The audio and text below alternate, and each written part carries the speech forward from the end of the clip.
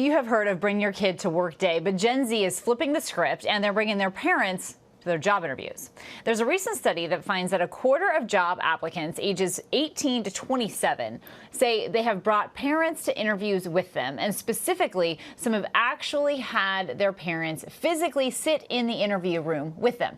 Other applicants even admit to having their parents introduce themselves to hiring managers, feed them information, and answer interview questions for them. Our ABC News contributor and op-ed columnist for the LA Times, LZ Granderson, pinned his thoughts on what may have brought Gen Z to this point. He's joining me for more on this right now. LZ, I'm so glad to have you back and talk about this. And I want to tell you, in reading your article, I think what everyone needs to realize here is that you're a teacher, and your perspective as a teacher in your classroom, I think, was so vital when you talked about how your students struggled to make eye contact or even speak to one another in class. Share that with us. Yeah, Kana, thank you so much for having me. I had been warned, if you will, by educators who had already been in the classroom as we were making our way out of the pandemic.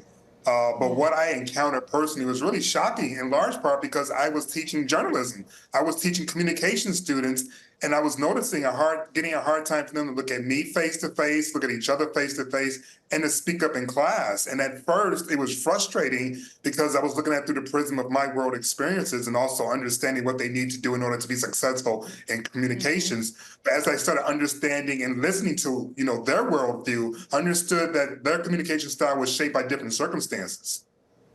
And in that circumstance, are you really pointing at the pandemic here? Yeah, absolutely.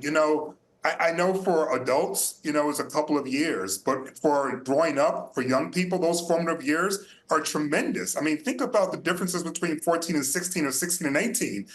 That's significant, not just in terms of academic studies, but just in terms of social skills, brain development, and interacting with adults other than your parents and loved ones. That's the key part. The older you get, and during those formative years, Kana, you're talking more with coaches, you're spending more time with employees, you've already been through an interview already. All those things they didn't have an opportunity to have. And so I'm just advocating for a little bit more compassion as we integrate them into the workforce as opposed to ridicule.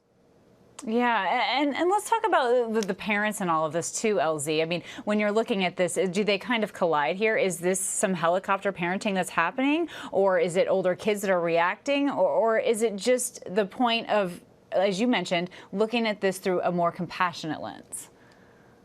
It's so funny, Kana. I write about parenting a lot because, as you know, my son works, at ABC as well.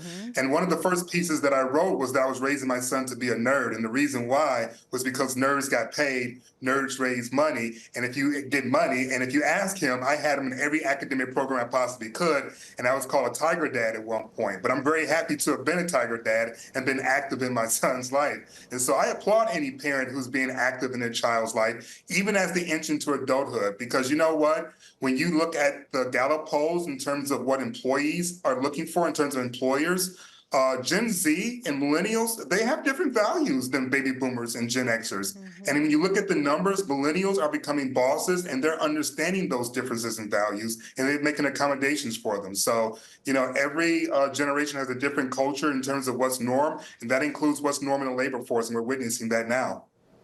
Yeah, actually, that was my next question, because as you write, a cultural shift in labor that is redefining what it means to work. So does that mean that the people that are doing the hiring sort of need to rethink their process as well? Well, listen, you can continue and say that they need to grow up. You can continue and say this is unacceptable or come into the workforce, or you can recognize that, life changed after COVID. And the office buildings may be gorgeous, but we may not need them in the same capacity that we used to, because we recognize that technology is able to communicate with one another. If that wasn't true, I don't think we'll be seeing the record profits during the pandemic that we saw. So we know we can work differently. And as I said before, the value systems of the millennials and Gen Zs, they're just totally different. When Gallup did a poll in terms of the top 3 things that is important to an employee from an employer, for Gen Z and for millennials, what wasn't in the top 3? The financial stability of the company. But for baby boomers and for Gen Xers like me, the stability of the company was in the top 3. That's a huge shift in terms of what's important. And so, as an employer, if you find yourself having values that may be different than a generation that's coming in, I think if you want to continue to be relevant in the field that you're in, you're going to have to learn to adjust because they're coming in whether you like it or not. And really the bottom line here, right, LZ, is that these kids are making an effort to work. They are getting out there, trying to work, Yes. have an interview. They're not sitting around waiting for a handout. So I appreciate your notes here. And as LZ mentioned, enter it with compassion. I've got your article right here. All right. Thanks so much for being here with us, LZ.